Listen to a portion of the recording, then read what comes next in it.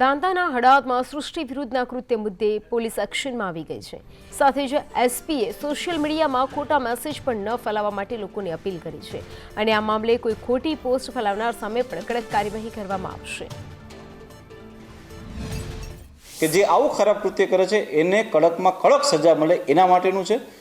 પરંતુ આને અલગ રીતે જો કોઈ પણ વ્યક્તિ મીડિયા ઉપર, સોશિયલ મીડિયા ઉપર, ઇલેક્ટ્રોનિક્સ મીડિયા કે પ્રિન્ટ મીડિયા ઉપર ખોટી ઇન્ફોર્મેશન કહીને ફેલાવશે તો અમે પોલીસ એના ઉપર પણ કાર્યવાહી કરીશું.